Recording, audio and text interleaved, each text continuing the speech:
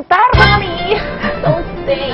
No. ¿El que te viste o el que te desviste? No, es muy sensual, ¿no? Claro. Is it the time to say goodbye? No, ya estamos.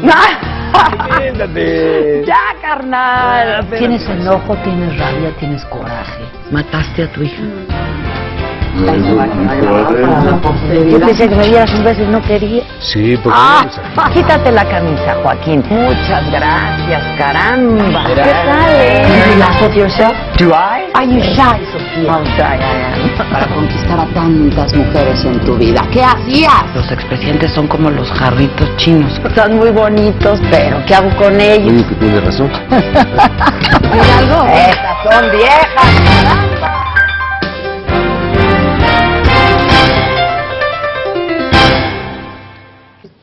Hola.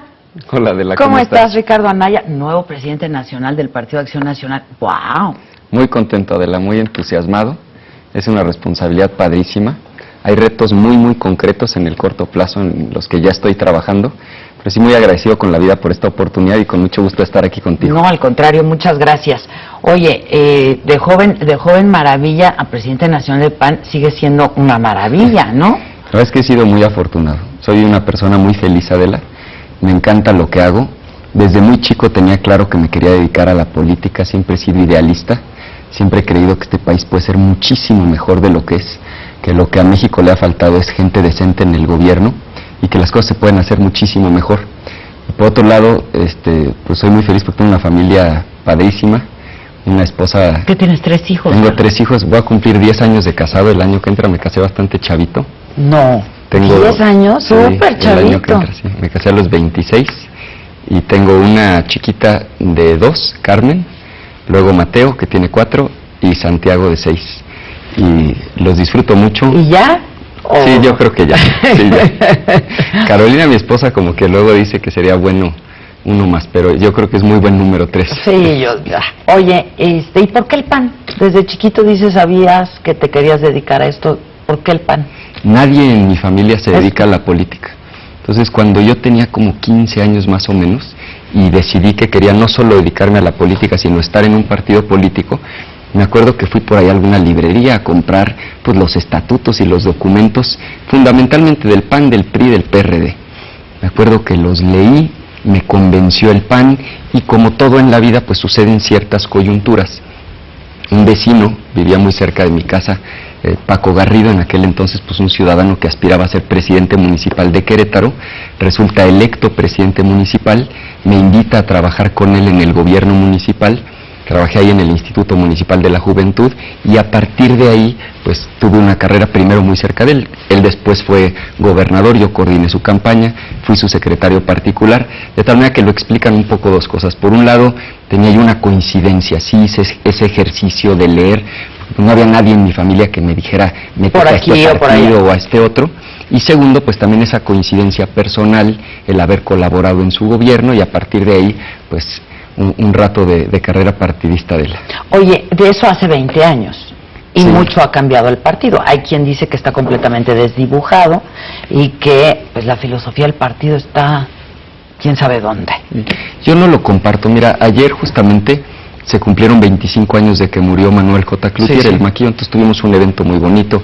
Por cierto, ahí en Insurgentes se inauguró un monumento en su honor y Maquillo decía que pues a veces obscurece, y eso no solo aplica a los partidos, en la vida en general, pero la mañana siempre vendrá. Y él tiene una frase que repetimos muchísimo en el PAN, que solo está derrotado aquel que ha dejado de luchar.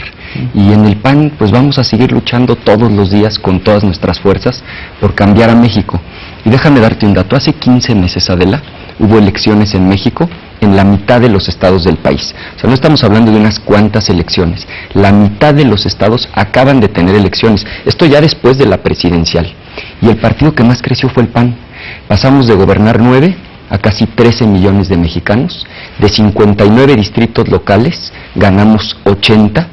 Hubo una sola gubernatura en juego, la ganó el PAN con Kiko Vega en Baja California, y algo muy importante, volvimos a ganar las capitales de los estados, que era como la tradición electoral del PAN. Ganamos Mexicali, ganamos Saltillo, Tlaxcala, Aguascalientes, Puebla, acaba de haber elecciones en Nayarit y volvimos a ganar la capital con Polo Domínguez. Entonces yo estoy convencido, el PAN está de pie millones de mexicanos confían en el PAN. Por supuesto que se han cometido errores, pero los errores pueden ser buenos maestros si uno tiene, primero, la humildad para reconocerlos y segundo, la disposición para aprender de ellos. ¿Y tú la tienes? Absolutamente. ¿Cuáles dirías que han sido los grandes errores del Partido Acción Nacional en esta época reciente?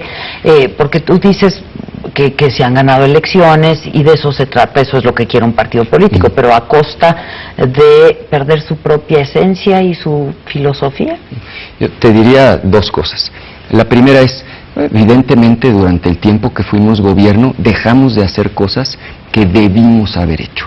Es decir, el combate mucho más frontal a estructuras clientelares, al corporativismo, la democracia sindical. Por otra parte, pues hemos estado viviendo un momento difícil, pero eso le pasa a cualquier partido político en el mundo que haya estado 12 años en el poder y después deje de estarlo. O sea, es el desgaste natural por un lado del ejercicio del poder y por otro lado, una etapa de reacomodo interno. Ahora, yo creo que el gran reto del PAN ahora en el corto plazo es la unidad. Tenemos que resolver nuestros conflictos internos porque es cierto que sí estamos gastando mucha energía en conflictos internos y lo que tenemos que hacer es cohesionarnos, unirnos, reencontrarnos, reconciliarnos, volvernos a dar la mano y entender que ese es un requisito indispensable para convencer a los ciudadanos, volver a ganar y no solo volver a ganar, ganar para transformar a México, para servir, para hacer buenos gobiernos, Adela. Y supongo que esa es tu prioridad ahorita, como presidente nacional. Te diría que tres grandes prioridades. La primera, todo el proceso de selección de candidatos, porque en junio de 2015, en menos de un año, va a haber elecciones en 9 estados para gobernador, 17 estados van a renovar los congresos locales, toda la Cámara de Diputados y más de 1000 presidencias municipales, si tomamos en cuenta también las delegaciones del Distrito Federal. Ese proceso implica, primero, definir con qué método vamos a elegir a los candidatos, hay 3 opciones. Segundo, cómo vamos a garantizar la paridad de género. En el PAN empujamos muy duro para reformar la ley, ahora la mitad de todas las candidaturas van a ser para mujeres, lo cual me parece que es extraordinario, porque está demostrado... No nada más la cuota... No, mitad de las candidaturas, pero además igualmente competitivas. Nada de darle a las mujeres los distritos poco competitivos, lavarnos la cara diciendo que fueron candidatas y después que no sean diputadas. Sí está demostrado, Adela, que somos muchísimo mejores cuando no va a haber juntos. Juanitas. No va a haber Juanitas. También se modificó la ley para que ahora los suplentes sean del mismo género. Si la propietaria es mujer, la suplente tiene que ser mujer para que no haya Juanitas. Y sí somos mejores cuando decidimos juntos, mujeres y hombres, porque sí tenemos sensibilidades distintas y nos complementamos. Y finalmente la selección de los candidatos. Esa es como la primera gran prioridad. La segunda gran prioridad es la legislativa. En este periodo de sesiones queremos sacar adelante el Sistema Nacional Anticorrupción. Yo estoy convencido de que el cáncer de este país es la corrupción, le cuesta carísima la corrupción a México y no hemos hablado suficiente de este problema. Déjame darte un par de datos. El Banco Mundial acaba de decir que la corrupción a México le cuesta 9 puntos de su Producto Interno Bruto. Esto es 1.5 billones de pesos, que para ponerlo en perspectiva es como 45 veces el presupuesto de la UNAM. O en otro ejemplo es como 10 veces lo que va a costar el aeropuerto nuevo, el internacional de la Ciudad de México. Eso le cuesta al país todos los años la corrupción. Carísimo. Y los ciudadanos no tienen por qué estarlo pagando. Necesitamos un gran sistema nacional anticorrupción. Un segundo dato. Tenemos la Auditoría Superior de la Federación, que es la que hace las auditorías, es decir, las revisiones para ver que se hayan cumplido las normas, que en la licitación pues no suban los precios para que no haya moches. Y resulta que en la última cuenta pública, la auditoría hace casi 2.500 observaciones, 2.500 casos concretos en los que no se observó o se violó una norma. Y cuando uno revisa de esas 2.500, ¿cuántos funcionarios resultaron inhabilitados? Resulta que nada más 4. ¿Por qué? Porque en el sistema absurdo que hoy tenemos, hay quienes son juez y parte. La auditoría dice, a ver, en este gobierno del Estado, en esta obra pública, debiste haber hecho un concurso para licitarla, no la hiciste, le diste la obra a tu cuate, ahí hubo un acto de corrupción, y le dan vista al Contralor del Estado, Nada más que resulta que el Contralor del Estado es empleado del gobernador y compañero de gabinete del secretario de Obras Públicas. Entonces, ¿qué es lo que responde? Que no hay ninguna sanción, que iniciaron un procedimiento y que no corresponde ninguna sanción. Si tú te fijas, solamente oímos de sanciones y de escándalo cuando hubo cambio de gobierno, cuando esas auditorías son del gobierno anterior y entonces sí el Contralor se deja ir con todo y a veces hasta de más porque son asuntos de venganza pero política. no en el mismo, Pues lo que estamos planteando, y lo vamos a presentar en unos días, es un gran sistema nacional que, entre otras cosas, para no hacer el cuento largo, implica un tribunal nacional, para que tengas uno que revisa la auditoría, por ejemplo, y dice, aquí hubo una violación de una norma, uno que se defiende, que es el secretario de Obras Públicas o el que haya violado la norma, y un tribunal que lleve a cabo el proceso y aplique la sanción. Ya, pues sí, claro. Y una tercera. Y la tercera es la economía familiar, Adela. Hay datos que nos deberían de tener muy preocupados. La economía de las familias en México está muy mal. Mitofsky acaba de dar a conocer un dato muy interesante. Roy Campos hace una encuesta y le pregunta a los ciudadanos, no cómo consideras que está el Producto Interno Bruto, la economía, la inversión extranjera, ¿cómo está tu economía personal? ¿Está mejor o está peor que el año pasado?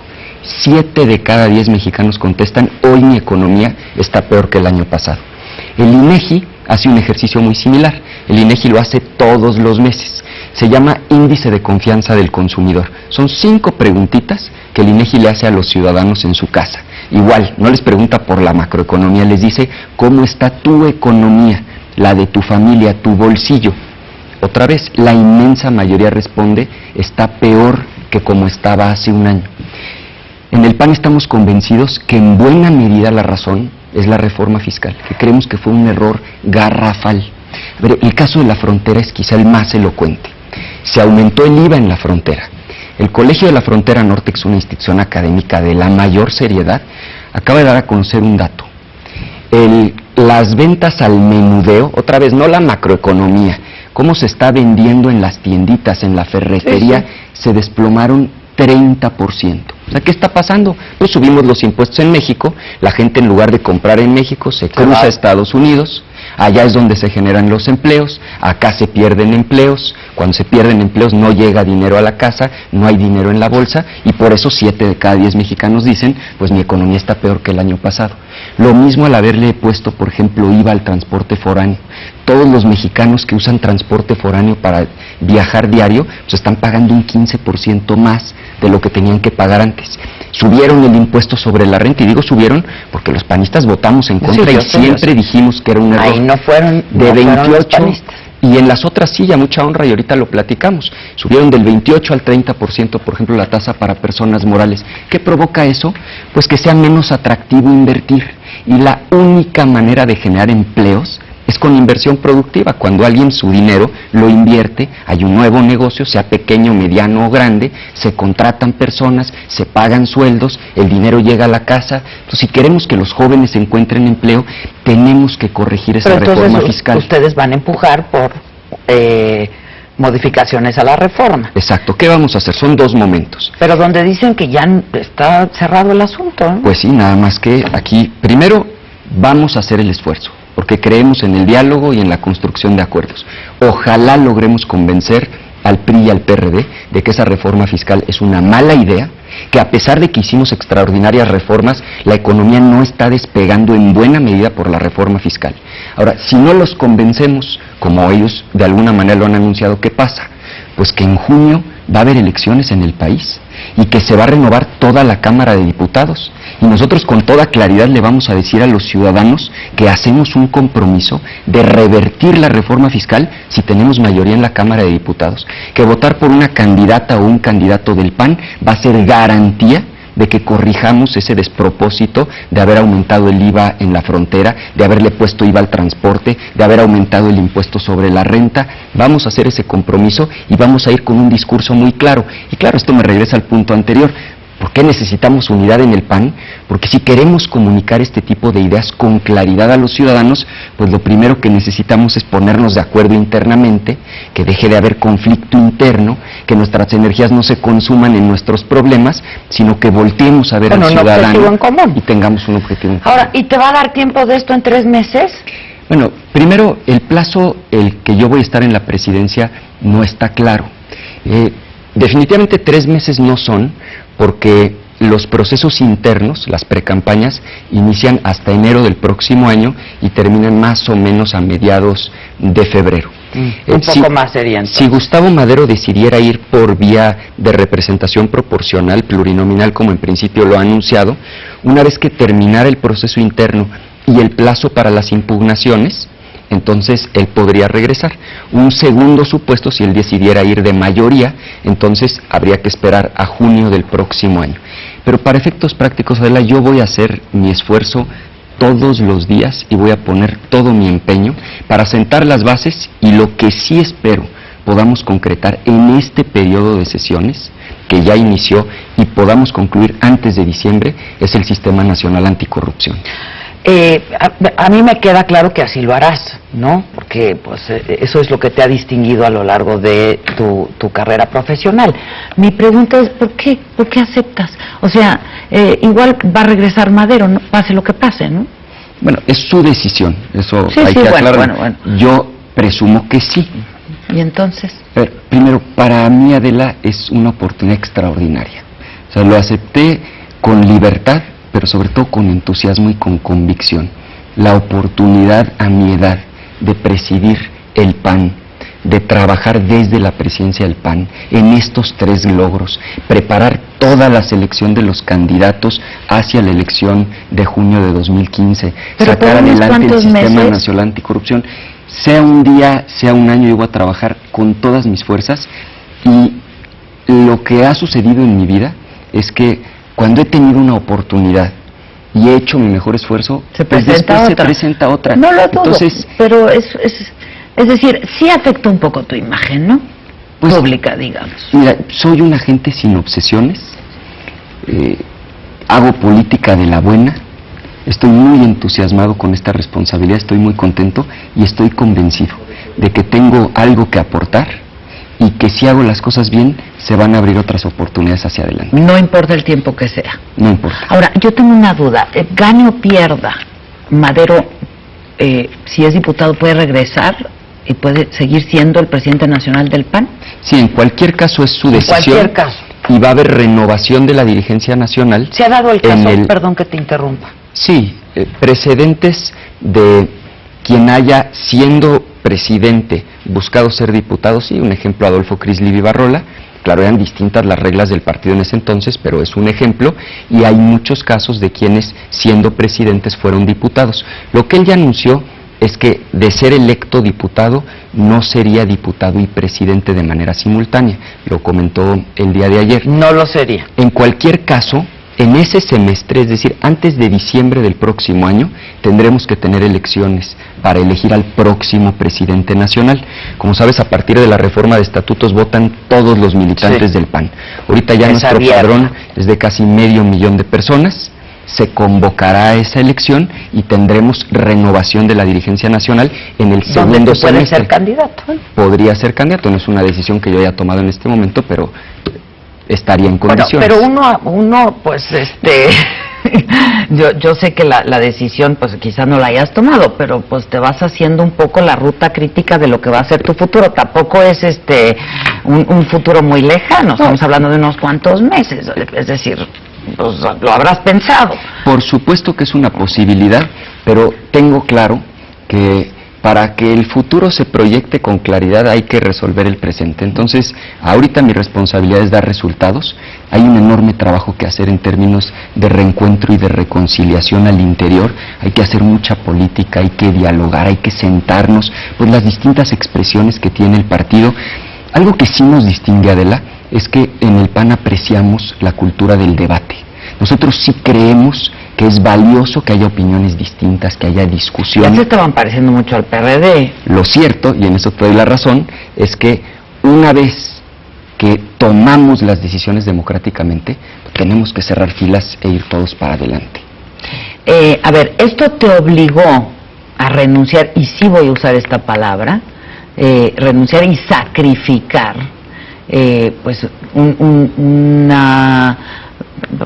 deseo tuyo de ser gobernador de Querétaro? Yo sé que estás muy joven y que hay más tiempo que vida, pero era ya una posibilidad muy cercana y tú ya te lo habías planteado como para allá.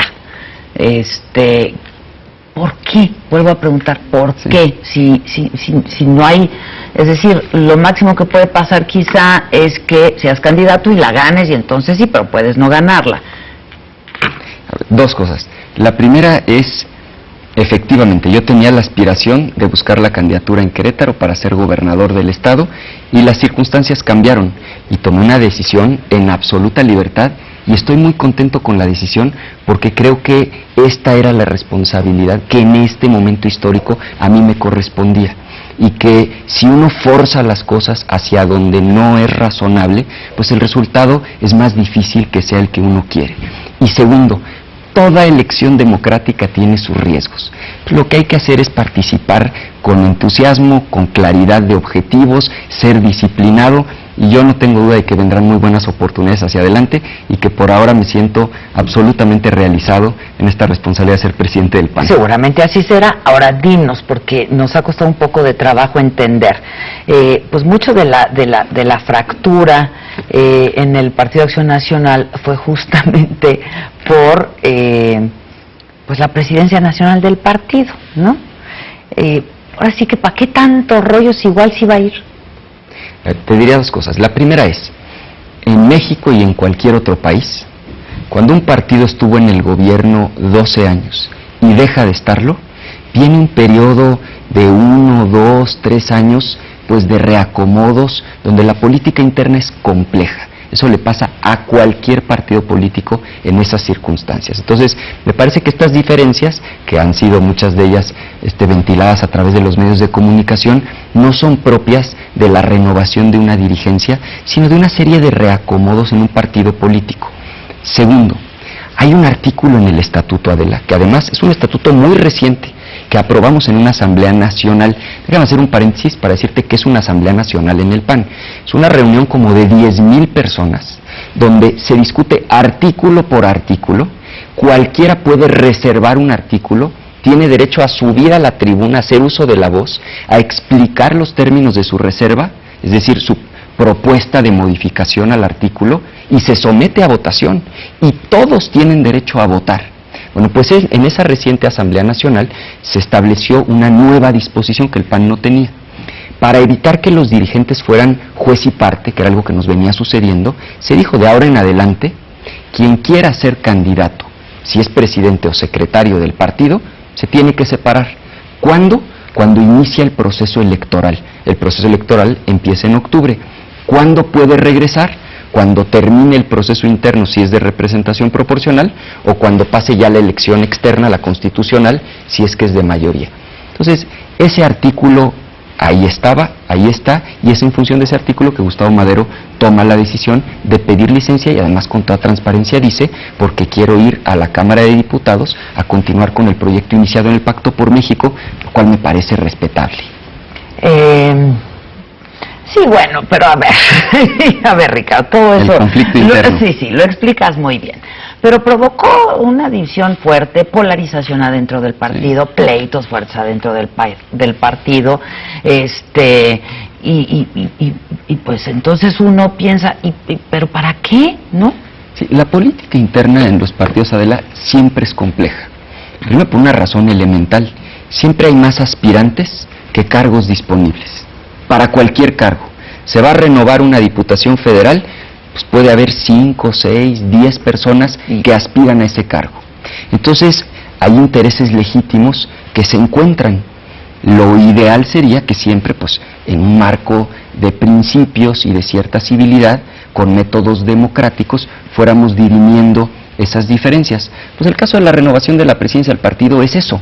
Es más de una persona, más de una expresión que aspira a ocupar un puesto, y no hay dos, solamente hay uno, y cada quien hace su mejor esfuerzo, y al tener derecho a voto, pues en ese momento eran como 250,000 personas, pues las campañas no son sencillas y después de la elección pues quedan algunas diferencias.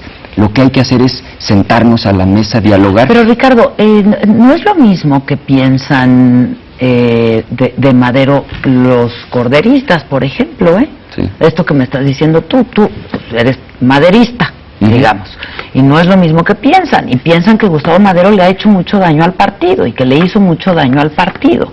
Entonces, pues sí, digo, todo lo que me dices, pues sí, es impecable y no hay nada que discutir. Hay muchas personas que quieren un solo cargo y entonces esto provoca diferencias, etcétera, etcétera. Otra cosa que también es cierta de es, en política, siempre que haya una narrativa, una visión de las cosas, va a haber una contranarrativa.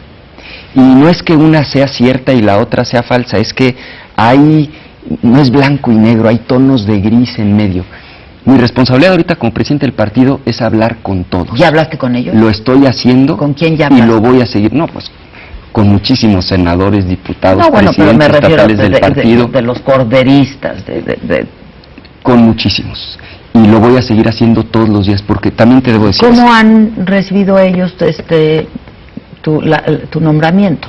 Pues yo estoy agradecido. En términos generales han sido en general las expresiones del partido generosas conmigo, y a lo que aspiro es pues a servir al partido desde esta posición. Ahora, la unidad en un partido, Adela, no se construye en un momento. No es sentarse a la mesa, ponerse de acuerdo y se resolvió todo. Es un asunto que hay que cuidar permanentemente. Bueno, pero hay que tener diálogo. La elección del 2015, coyunturas complicadas. Pues sí, ahorita en 2015 vamos a renovar por eso 9 gubernaturas. Por eso son políticos. 300 distritos de mayoría, 200 de representación proporcional, 1,000 presidencias municipales. Atrás de cada cargo hay gente soñando con llegar al puesto, algunos con extraordinarias intenciones, algunos no tanto, pero bueno, pues al final eso implica ir acercando posiciones y que en el marco de cierta civilidad nos podamos entender, nos demos la mano y caminemos para adelante. Ahora, fuiste un secretario general, pues más bien de bajo perfil, ¿no? Sí, la Secretaría General por definición tiende a ser pues no así. Siempre.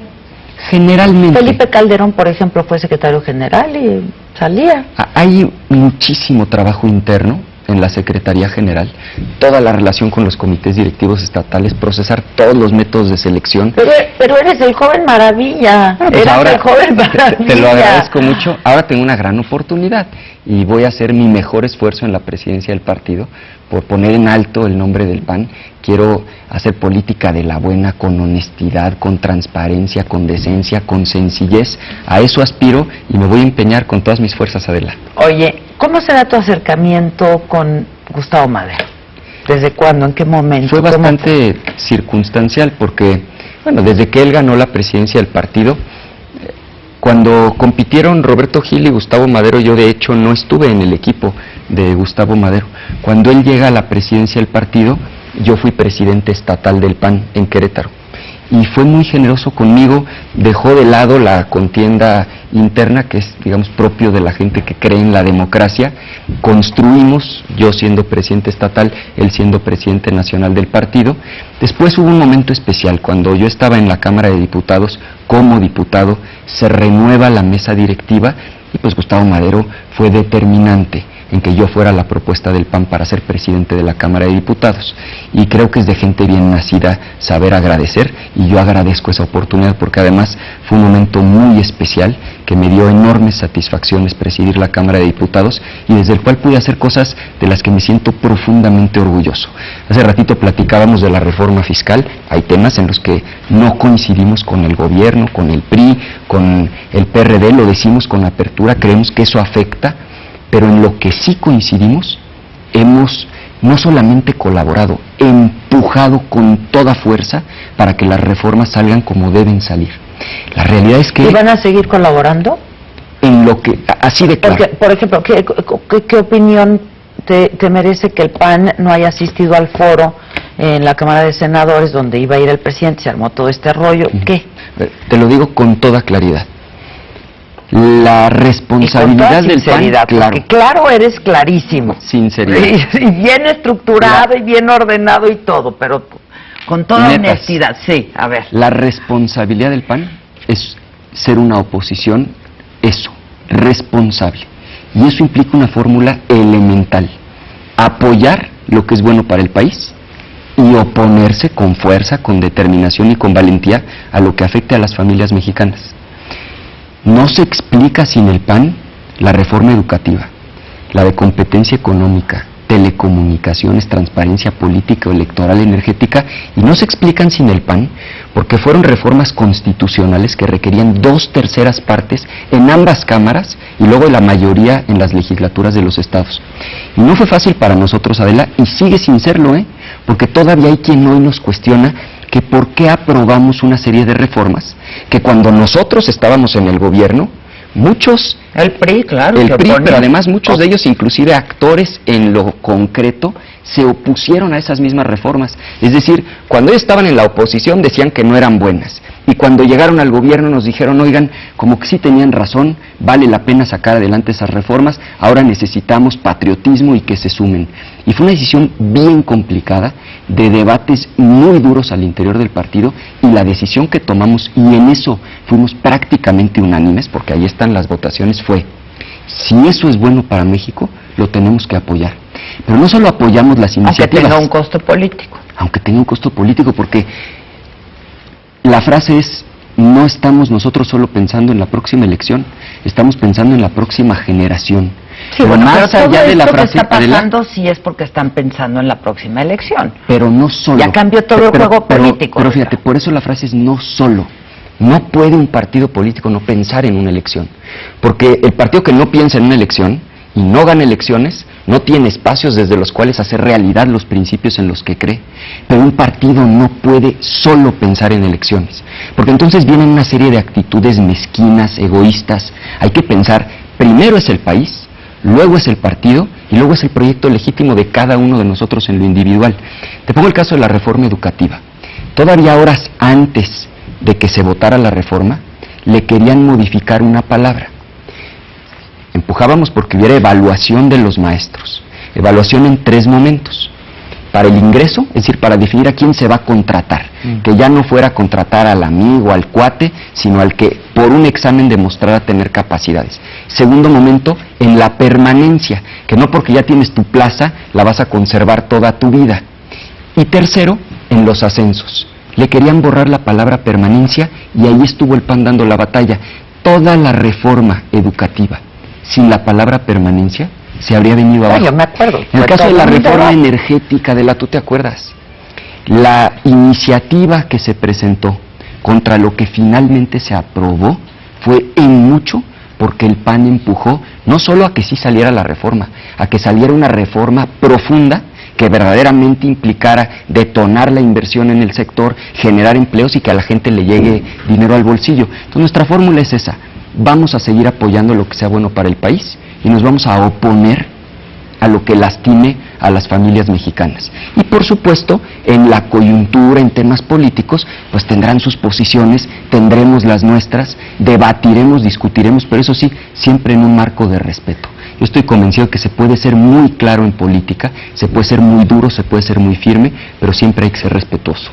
Oye, ¿qué le dices, por ejemplo, a muchos que piensan, panistas sobre todo, y que dicen, afirman que, pues qué lástima que un hombre como tú, con un futuro brillante, con una carrera sólida, a pesar de tu corta edad, etcétera, pues te has convertido en una pieza que Gustavo Madero mueve a su antojo y capricho? A quien diga eso, por supuesto que no se lo acepto. Lo respeto, pero absolutamente no lo comparto. Soy una persona libre, tomo decisiones, y esta decisión en particular de no pedir licencia y entrar en la presidencia del partido fue una decisión libre que además me hace profundamente feliz y que me hace sentir realizado. Amo al PAN. Yo entiendo que esto quizás sea complicado de entender. La mayoría de la gente que ahorita nos está viendo pues no milita en un partido político. De hecho, la mayoría de los ciudadanos pues votan por la persona y después por el partido. Pero para quienes militamos en un partido, la oportunidad histórica de presidirlo, de hacer una diferencia, es algo que nos llena. es mi caso, tomé la decisión en absoluta libertad, soy libre y siempre actuaré en libertad con mis convicciones.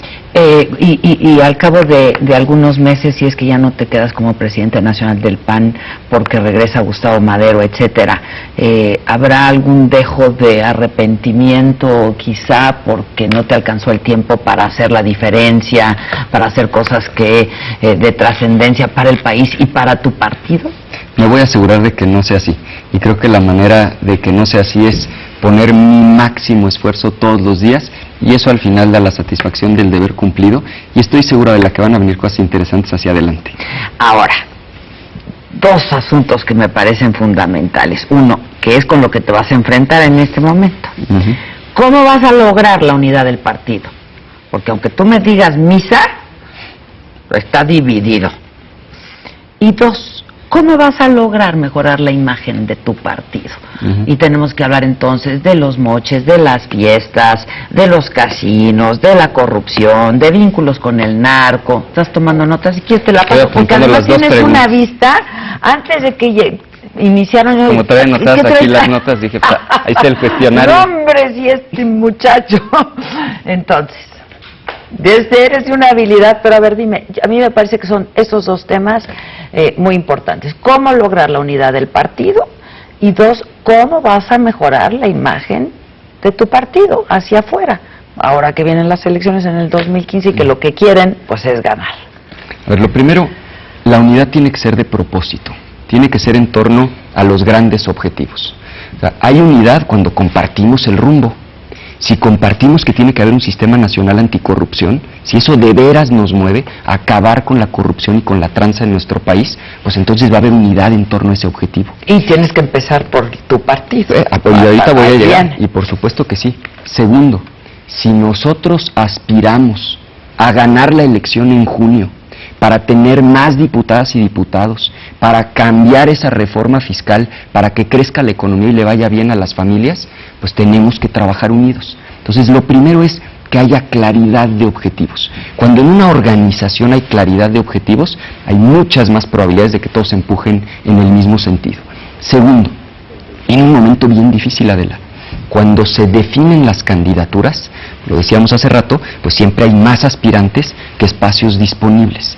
Ahí la fórmula, me parece, son dos cosas. La primera es hacer mucha política, mucho diálogo en el marco de principios.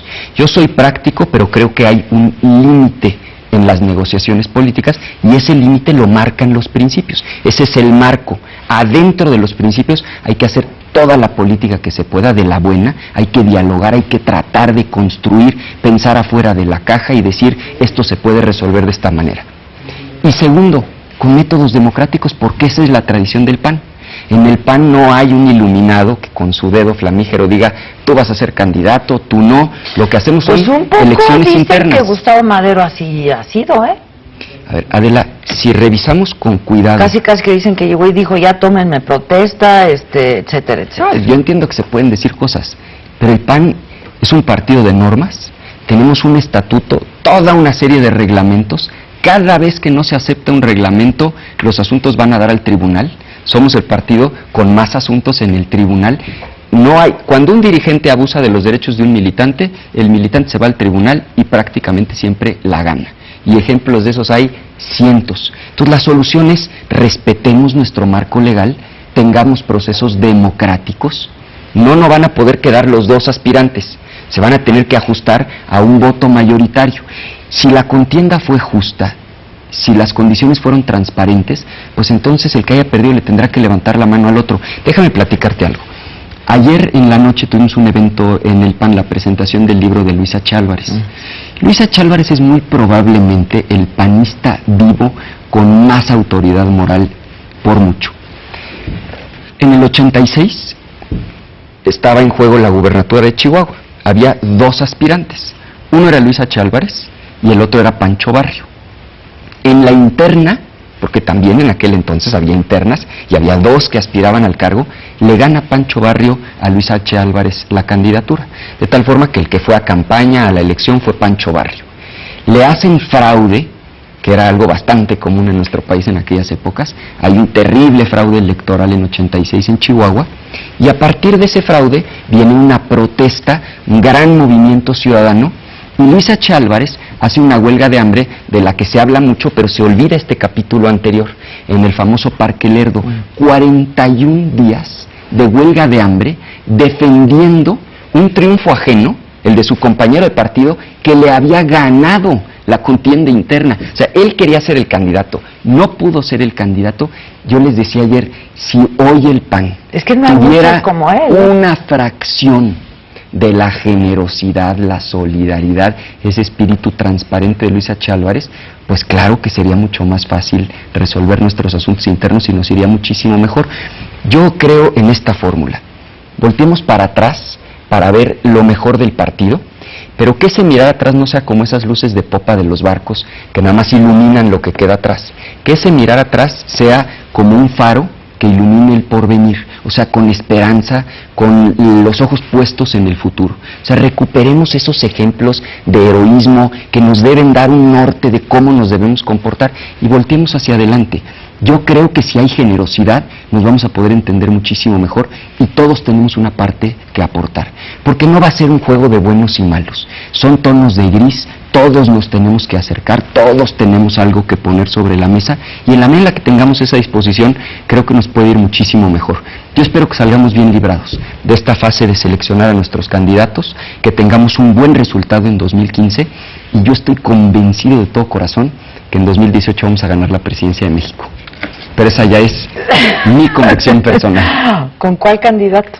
Está muy lejos definirlo a estas alturas, Bueno, porque pero además ya se sabe quiénes quiere, pues está todo. sí, pero está muy lejos Nada, porque un par de años En antes política nada está tan lejos ni nada está tan cerca y empezaron los actos de campaña para el 2018. Entonces, estoy de acuerdo contigo, pero en política no hay largo plazo sin corto plazo.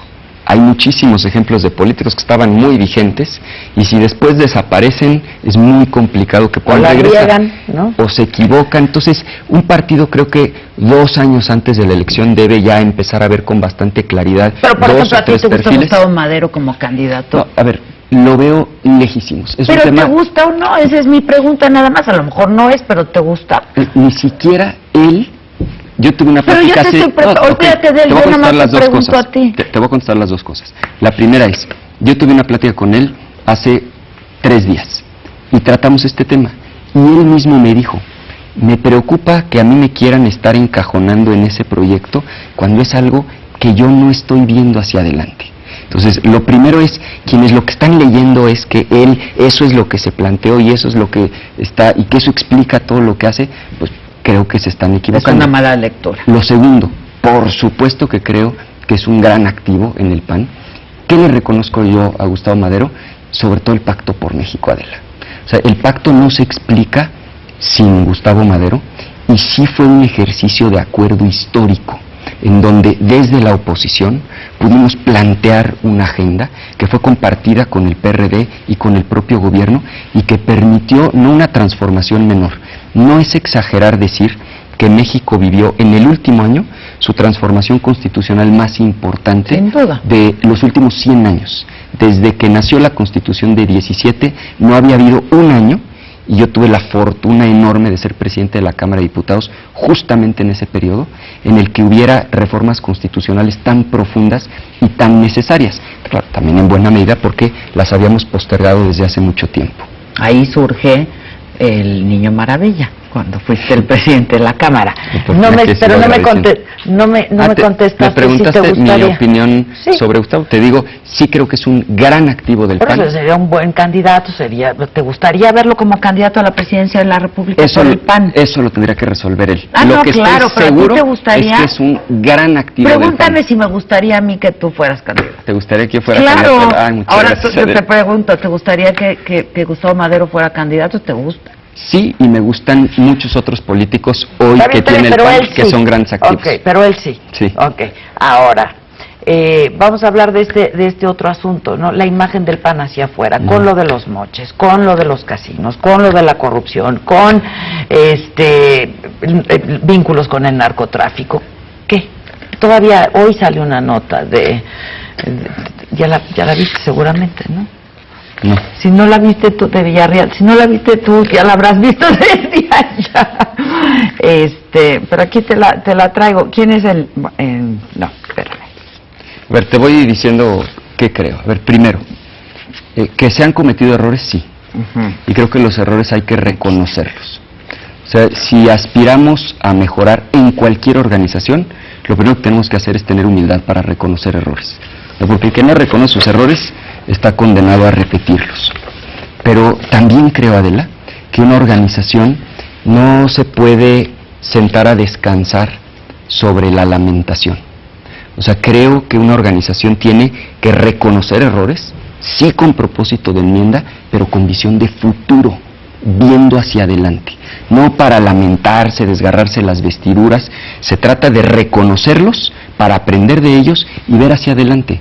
Y los errores que se han cometido, pues reconocerlos y actuar en consecuencia.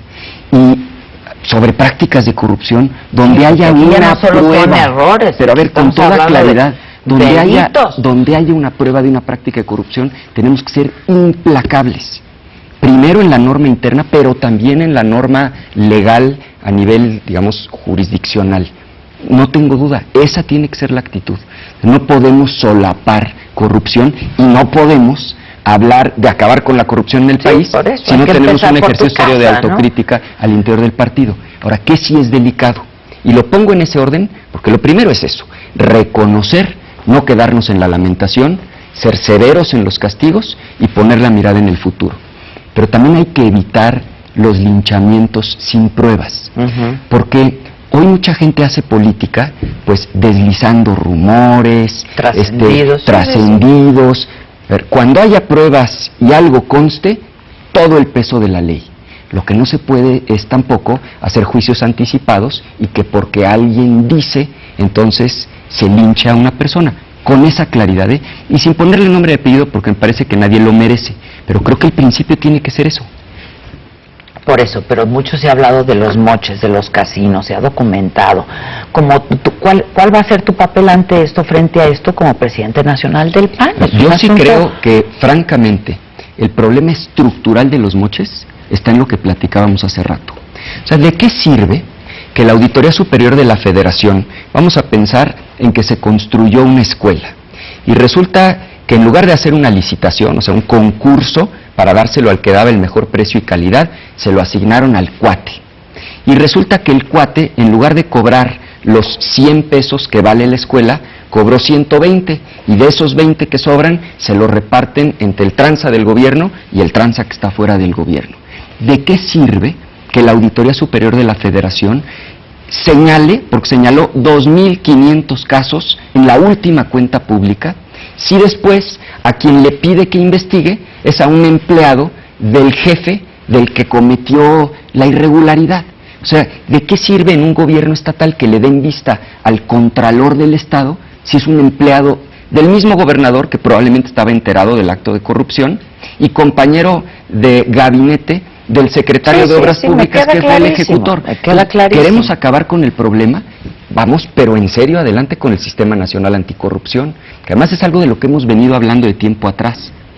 Si no hay un tribunal que sea independiente de las partes, ¿de cuáles partes? De las dos, del que hace la investigación y dice, aquí hay un acto de corrupción probable, y del que va a ser sancionado y que tiene derecho a defenderse, si no es independiente de esas partes ese juez, pues vamos a seguir en estos círculos viciosos y vamos a oír escándalos de corrupción solamente cuando a alguien políticamente le convenga exhibir a otro, cuando haya cambio de gobierno, eso es lo que no la estamos combatiendo. Pero además lo de los moches, lo de las fiestas, parece que todo fue pues el durmiendo, o no, ahora sí que durmiendo con el enemigo, porque fue de los propios panistas, ¿no? Entonces mi pregunta... Sí es cierto, Adela, que en muchos casos se han hecho acusaciones sin pruebas. Ahora, donde las haya, es imperdonable que no se actúe. Eso por supuesto. Tú fuiste diputado, alguien te insinuó, sugirió, comentó, ofreció algo por el estilo, recibir algo a cambio de algo, de un voto de... No, en lo absoluto, jamás. ¿Qué hubieras hecho? Ninguna votación, negarme absolutamente. Yo formo parte de una nueva generación que sí creo que queremos hacer las cosas de manera diferente, que le queremos demostrar a la gente que se puede ser político y al mismo tiempo una gente honesta una gente transparente, conducirnos con verticalidad. Lo más valioso que tiene un político es su prestigio. Y por eso cuando alguien calumnia hay que defenderse. Cualquier persona. Y por eso cuando alguien calumnia hay que defenderse. Y por eso hay que comportarse bien. Porque los bienes van y vienen, te pueden quitar tus cosas y después te las devuelven. Pero el que pierde su buen nombre ya no lo puede recuperar. Eso yo lo tengo muy claro. Y te voy a decir, cuando es una convicción que siempre he tenido, pero crece mucho cuando nacen los hijos. O sea, yo sí tengo muy presentes a Carmen, a Mateo, a Santiago en lo que hago. Y quiero que crezcan orgullosos de su papá y quiero que jamás haya un señalamiento con fundamento en donde yo me avergüence de lo que he hecho frente a mis hijos y frente a la gente que nos da la confianza. Entonces, bajo ninguna circunstancia aceptaría. Y si te enteraras que algún compañero tuyo, correligionario tuyo, lo hizo. ¿Un acto de corrupción? No, sí lo denunciaría. Sí lo denunciaría. Oye, Joaquín López Doria tiene una frase que es una maravilla y que no es una ocurrencia, está documentado, que dice que el poder los hace iguales a todos. ¿No tienes miedo que un hombre como tú que quiere regirse y moverse por la honestidad, por la decencia, caiga en eso? Por supuesto que hay un reto. Porque hay una tentación. Y claro que lo que Joaquín dice tiene mucho de verdad, pero también déjame decirte algo. Esa es la narrativa del corrupto. O sea, el corrupto lo que quiere es decir, a ver, no se hagan, todos somos iguales. El pretexto favorito del corrupto es todos lo hacen. Y entonces, pues ya, si todos somos iguales, pues ya no hay ningún problema y ellos caben perfectamente bien. Yo conozco gente profundamente honorable en política. Claro, a mí cada vez que me preguntan en una entrevista ¿quién es el político vivo que más admiras? Recuerdo que desde hace muchos años contestó justamente Luis H. Álvarez, porque es un hombre que ha sido candidato, presidente municipal, dirigente, senador, y no hay un acto, desde mi perspectiva, que se le pueda cuestionar en su vida política. Entonces, ¿existen políticos rectos? Por supuesto que sí los existen y deben ser modelo y a eso debemos aspirar, no tengo duda. Yo no comparto y no acepto esa idea de todos son iguales, pero no hay de otra. Independientemente de eso, pareciera que es un poco naturaleza humana, caen en la tentación, el poder obnubila, no sé, te hace olvidar, te da amnesia. Es un ambiente muy difícil, el ambiente del poder, el ambiente del dinero, el medio en el que tú te mueves es quizá el más complejo de todos. Pero eso no quiere decir que uno no se pueda conducir con principios aún en esa complejidad y en esa dificultad. El reto es los pies siempre bien puestos en la tierra, objetivos claros y buenas intenciones de corazón.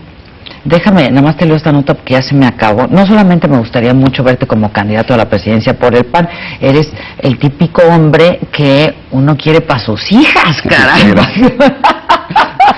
Qué maravilla, si eres el joven maravilla, pero sí te eclipsaste y sí estuviste ahí como a la sombra y...